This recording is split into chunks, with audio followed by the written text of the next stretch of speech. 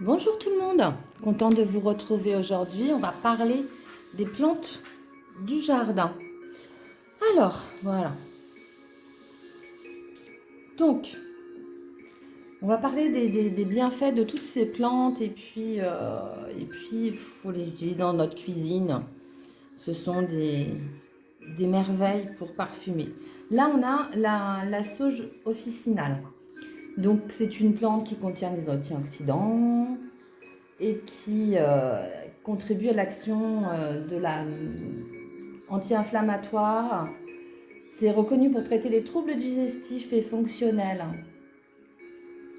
pour la transpiration aussi excessive. Vous voyez, hein, dans notre jardin ou sur nos balcons ou sur nos rebords de fenêtres, on a des petites merveilles qui et accompagnent nos aliments pour la cuisine et qui ont des bienfaits pour notre corps. Donc la sauge, vous pouvez la faire sécher bien évidemment, comme ça vous pouvez l'utiliser tout au long de l'année. Quoique la sauge, c'est une plante où on peut cueillir des feuilles toute l'année. Hein. Et donc voilà, donc vous pouvez, n'hésitez pas, même quand vous les avez séchées, vous pouvez les broyer pour les saupoudrer même sur des salades de crudités. Après on a le romarin, qui aide lui aussi à la digestion.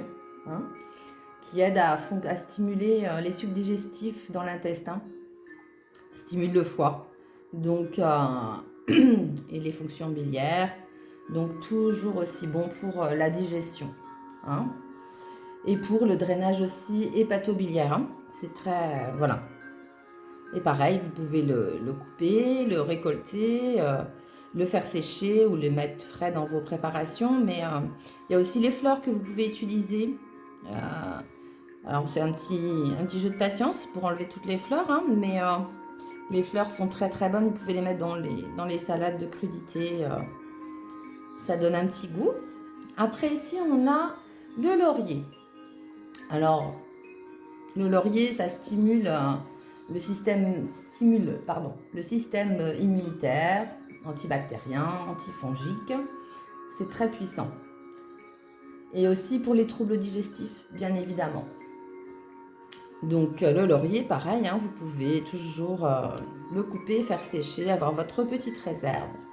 Après, moi, ce que je vous conseille aussi, c'est avec toutes ces plantes, les laisser sécher et les mixer. Ça vous fait une petite poudre. Et comme ça, vous pouvez en saupoudrer toutes vos préparations culinaires.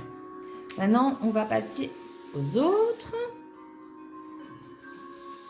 Voilà. Donc là, on a la sarriette, ou ce qu'on appelle, enfin le serpolet, pardon, ce qu'on appelle aussi le thym couché.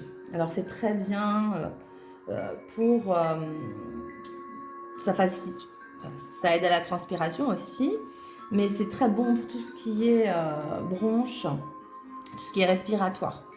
Les petites infusions, même dans la cuisine de toute façon, c'est très très bon. Ça apporte quelque chose. Et puis on a la ciboulette. Alors la ciboulette, on la connaît plus pour mettre sur nos plats l'été. Et la ciboulette, il faut savoir que c'est bien quand on a... elle contient de la vitamine C, B2 et K, du calcium, du sodium, du phosphore et du fer. Donc c'est bon pour la circulation du sang et l'élasticité des vaisseaux. Et la ciboulette, vous pouvez la couper en petits morceaux, soit la congeler, et puis vous vous en resservez après tout au long de l'année pour mettre sur vos plats. Vous pouvez aussi la déshydrater, hein. Mais voilà, que des bonnes choses pour les bienfaits de notre corps.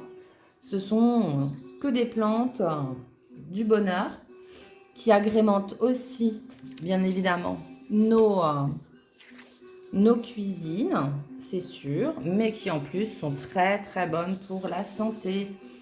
Voilà, régalez-vous avec toutes ces plantes et n'hésitez pas, faites-vous plaisir. Ajoutez ça dans votre alimentation tous les jours, ce sera que du bienfait pour vous. Alors, si vous avez aimé, vous partagez, vous likez, vous vous abonnez. Si vous avez besoin d'une consultation, vous avez mes coordonnées, mon email en barre de description. Je vous souhaite une très belle journée à tous. Au revoir.